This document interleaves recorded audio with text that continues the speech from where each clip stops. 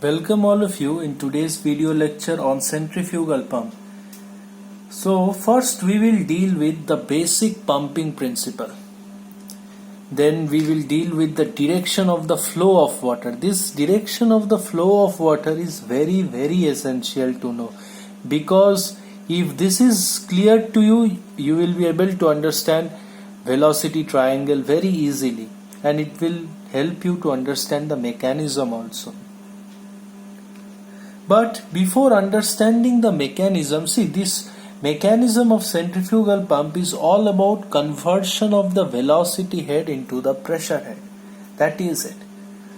The mechanism, whatever it is taking place inside this, when I will explain you the mechanism, then I will need this diagram. This mechanism is entirely about conversion of velocity head into pressure head.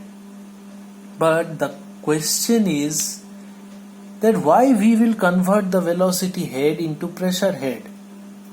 That will be answered at the beginning only. Basic pumping principle. That's why I tell you that you have to understand the basic pumping principle very clearly in detail. Then only these things will become very easy to you. And then we will come to the most important thing, velocity triangle. Because for solving any numerical you will need the velocity triangle concept. Today my aim will be not only to make you understand the velocity triangle of centrifugal pump, but my aim will be that if you know the mechanism and direction of flow of water for any turbo machine, you must be able to draw the velocity triangle. So let's see that how efficiently I can deliver today. Then we will deal with the work done. Work done means work done by the impeller on the water. We will see that what is impeller, how it is doing work on the water. We will see it. Okay, so let's start with basic pumping principle.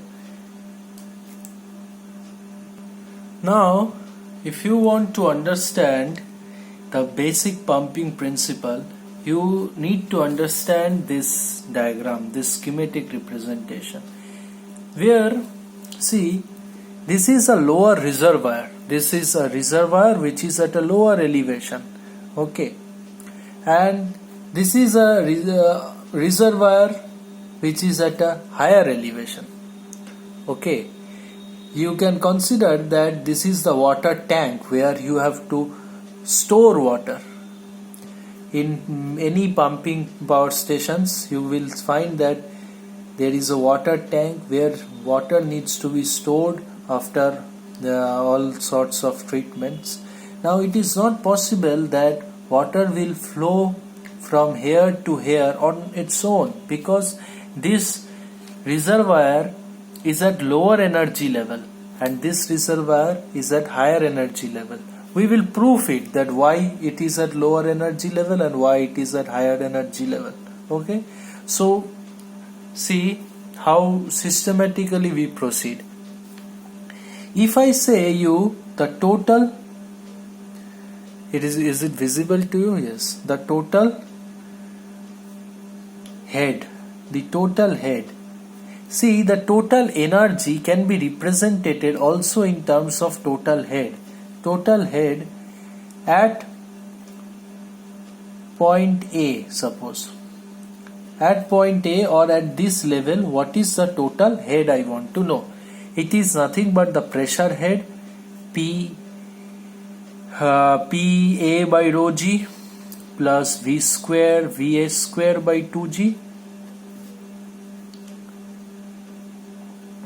plus HA. Is it clear? Now try to understand. If I write that this is if I write in terms of gauge pressure, then this is 0, because the gauge pressure at this point, at this level, is 0. Why? Because this is open to the atmosphere. The pressure at A, total pressure, I must write over here PA gauge. this will help you. PA gauge. So total pressure at point A is nothing but PA gauge pressure plus P atmospheric pressure. Gauge pressure is 0. So whatever the pressure is there, it is solely the atmospheric pressure. But I have written here in terms of gauge pressure, so I am making it 0 only. Okay. If you would have written it in terms of absolute pressure, then you have to write over here P ATM by rho G plus P A gauge by rho G plus VA square by 2G plus HA. Then PA gauge will be 0. You will be left with only PATM by rho G. This is in terms of absolute. This I wrote in terms of gauge, whichever you choose. Okay, that is not important over here. But my most important thing is the gauge pressure at this point A is 0. As you come down along this reservoir, then the gauge pressure due to water increases. At above this point A, there is no water, so gauge pressure is 0. Okay. Now, what is the velocity at point A? It is 0, because the water is stationary, it is not moving. Only total head at point A is equals to HA. Is it clear to you or not?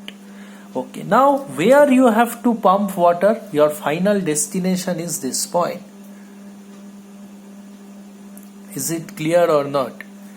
Now you write the total pressure at that point also. You can name it anything. So the total head, is it visible to you? No. The total head at you can write this point anything. X, I am writing it X, this level X. Is it clear to you? At X is nothing but, you can write it P. So Px gauge by G rho G plus Vx square by 2G plus Hx. Not Hx, yes. This is the datum level. This is the datum. So this is at this point height was HA. Now when I am at X point the total height is HS plus HA. I must write this HA over here. Same. So total height at X from this datum is nothing but HS plus HA. So in place of HX, I will write HS plus HA. HS is the difference in the level of two reservoirs. Can you see that this is from this level to this level? This is HS, which is nothing but the difference between the two reservoir levels. Okay. Again, same logic. These terms goes out. Okay. These terms goes out. You are only left with HS plus HA. Okay. Or if you would have written it in terms of absolute, then you would have left with PATM by rho G plus HS plus HA. In this case, oh sorry, I have to do VS square wise. Okay. My most important thing is that why I have chosen point A, this was point A and X, because this is my initial level and this is my final destination. So I have to see that which one is at a higher energy level. I can feel that point X or the upper reservoir is at a higher energy level, but this is the proof that I require, which is very important. See, so the difference between the total head at point A and this upper reservoir X is nothing but, if you find the difference with this gauge pressure equation or absolute, you will only see that the difference in this the total head between two reservoirs is nothing but HS. You will find, you subtract, this is your equation 1 and this is your equation 2. If you subtract these two equations, this HA term is gone, HS is left with you. Okay, HS is left with you. Is it clear to you or not?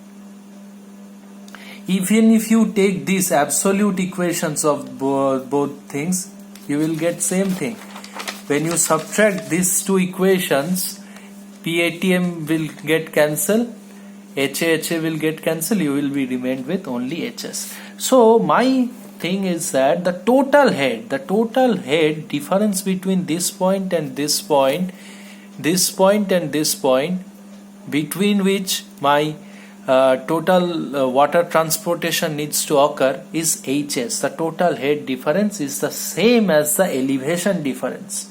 Okay, because both the pressures got cancelled out, velocities were zero, so it is this HS. So also I have proved that this one is at a higher level because I got their difference as HS. See, this was equation 1. Wait, let me zoom out. Yes, this was equation 1 and this was equation 2. If you subtract 2, if you do the subtraction 2 minus 1, then you got your answer at HS, which is greater than 0. That means what? This upper reservoir is at a higher energy level. Okay, now come to Clausius statement, which you have learnt in the second law of thermodynamics, that this water cannot move on its own from lower energy to higher energy level. Instead, it requires some work from the output. It requires some external work into this system. Okay, this is the system, suppose pumping system. Some work needs to be done on this system, then only this operation can take place. Otherwise it will violate Clausius statement. This is lower region, this is lower energy, this is higher energy. Water, if automatically flows, this will violate second law of thermodynamics, Clausius statement, which is not possible. So we are using a device or a pump by which we will supply work into this system. With the help of an electric motor, we will give mechanical power input to this system. Okay, are you understanding? So electrical energy will convert into mechanical energy. Then what will happen? Then we have to understand this diagram, but this is very important.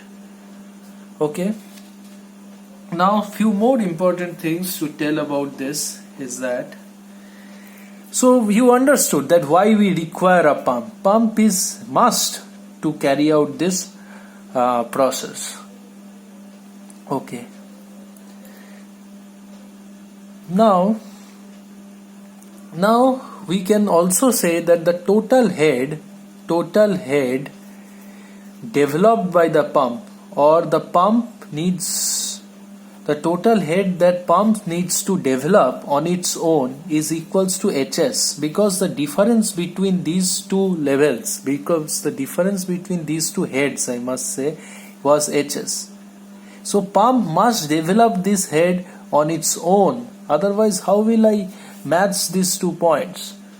But pump has to do little bit of extra work because of this H losses, because some head will be lost also. Okay, why? What do I mean by loss? See, when water enters into this pipe, there will be inlet loss. When water moves through this pipe, there will be frictional loss. HF equals to FLV square by 2 GD. You will get the frictional head loss. There will be some loss in the pump as well, which we will discuss at the end. There will be loss at the exit pipe. There will be loss at exit loss also. This, when water will come out of the pipe into the reservoir, there will be loss. So this pump has to do all sorts of work also. That's why the total head that pump needs to develop, HS. This I have explained in detail why HS, plus the other losses also, plus the head that is actually lost by this friction, by this minor and major losses. Okay, some amount of head is lost. That's why this pump has to do additional work. You understood why total head developed by the pump is Hs plus H loss. That same thing I have explained over here in this curve. Initially the head at point A was HA. I told you the total head at point A, it is pressure head, velocity head and HA. But the gauge pressure was 0, velocity was 0. Only I was having was the elevation head. So HA. The total head at point A was HA. At point B is nothing but the entry of water into this pipe. So there will be inlet loss. Now from B to C, C is the inlet. I have written here inlet of water into this pump. Okay, into this pump. So between B and C there will be loss in the pipe. This is the suction pipe. Okay, there will be a loss in the suction pipe, which will be equals to HF equals to FL V square by 2 GD, Darcy equation. Okay, F is the, is it, you can see it. Okay. Okay, F was your friction factor, L is the length, V is the velocity, D is the diameter. Now C to D, can you see that? This is the beauty. This C to D head was developed in the pump on its own due to some external work that I have supplied into the pump in form of shaft work. I will tell you those things. So pump has raised the head, total head, to point D. Okay, is it clear to you or not? From D to E is this at the very last point of this pipe, exit pipe or the delivery pipe. It is the very last point of that. So from D to E again the head has dropped because of the friction in this delivery pipe. Again here you will get HF equals to FL V square by 2 GD. Now E to F, F is the point where the water has left the delivery pipe and it has entered into the reservoir. So there will be a exit loss. That is, from E to F there is an exit loss. Is it clear? This is a representation of the head loss along this pumping system. Now I want to become more specific. Let us come to point C and D, which is the inlet and the exit point of this pump. So by applying Bernoulli's equation between C and D, we will be able to understand actually that what has happened inside the pump. Then understanding mechanism of this pump will be a cakewalk for us. So now we will see the total head at this point C and this point D. But before that, remember this important thing, that the total head that is developed by the pump is Hs plus H of all the losses, head lost due to different losses, and I have explained that why this is happening. So you remember that H is the total head that is developed by the pump. Some books write it HM, that is a manometric head also, Hs plus H loss. Now I will apply not Bernoulli's equation. I will write the total head at point C. We will see that what is the total head at point C. Point C is the inlet of the pump. Inlet of the pump.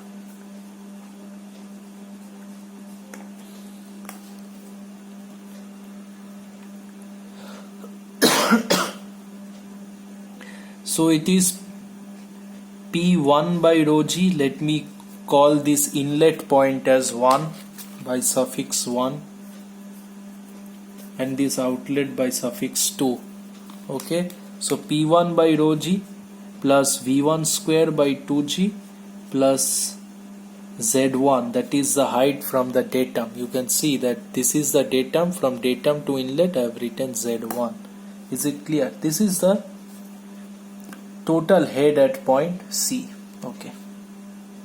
Now P1 is the gauge pressure. Definitely you can understand. I have not written P ATM plus rho G. That means this is not in absolute, or you could have written in terms of absolute also. P1 then you have to write here that P1 by rho G, that is the gauge pressure, plus the P ATM by rho G plus V1 square by 2G plus Z1.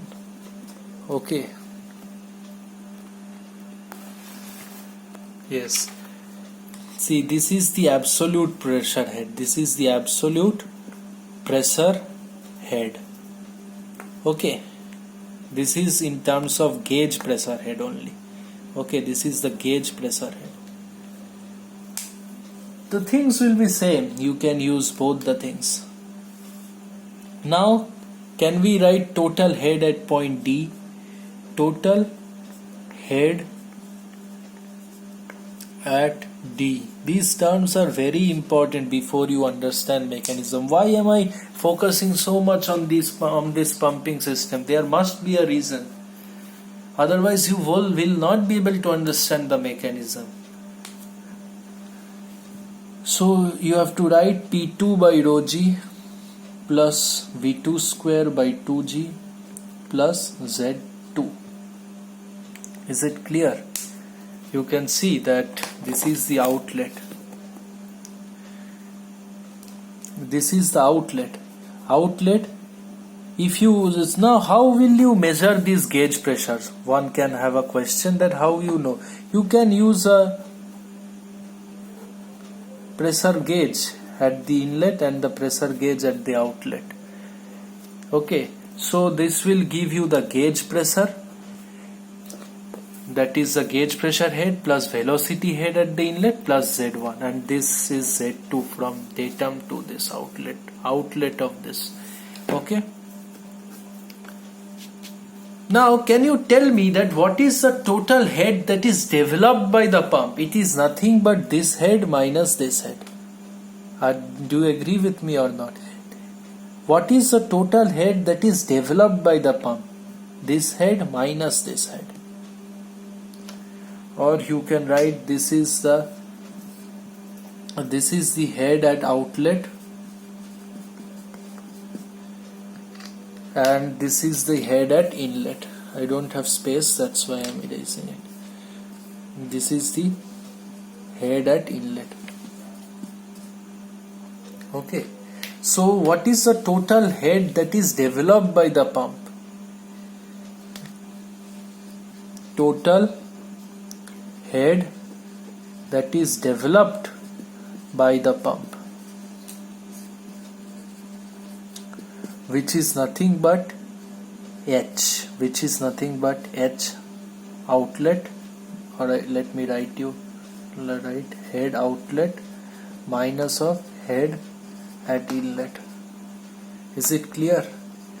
Now if you subtract these two equations, you are going to get P2 minus P1 by rho G plus V2 minus V1 square minus V1 square by 2G plus Z2 minus Z1. Yes or no? Then this is the total head that is developed by the pump. Now the most important thing. Now if you understand what I am going to say, then you will be able to understand the mechanism also. Believe me, why I am focusing on this is because that you are able to understand the mechanism part, which is very important. Now see, P2 by minus P1 by rho G, that is the static pressure head difference between 2 points, velocity head difference and the elevation head difference. Very good. My dear friend, this V1 and V2, come back to this diagram.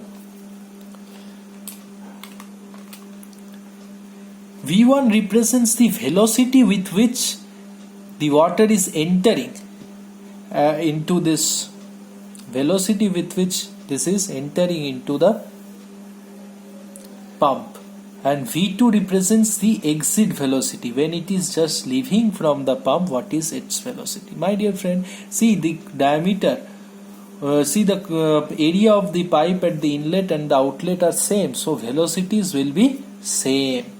This is very important thing. So can I write my equation this term neglect? Or even if there is velocity difference, that will be quite negligible to the difference in the pressure head that you are getting. Now come to Z2 minus Z1. This one is Z1, this one is Z2. This difference is negligible. My dear friend, don't think about this diagram. Just close your eyes and think of the actual situation, that what will be the height of this tank. Suppose this is a water tank. You have seen water tank in your real life. At how much height it is located. Now comparing to that height, do you really able to distinguish the difference between the inlet and the outlet of a pump? You will not be able to see it when you compare it these height differences. So comparing to this pressure drop also, this difference in Z2 minus Z1 can be neglected. This will be very less. Even if you consider it, even if you don't neglect it, then there will be no significant change in this head. So my dear friend, we are into this very important conclusion, that is the head that is developed by the pump. It is nothing but the difference in the static pressure head only. It is difference between the static pressure head only. Is it clear to you or not? What I am trying to say, you will get it now. So can I make a fresh one for this? Will you be able to remember it or note it down, please?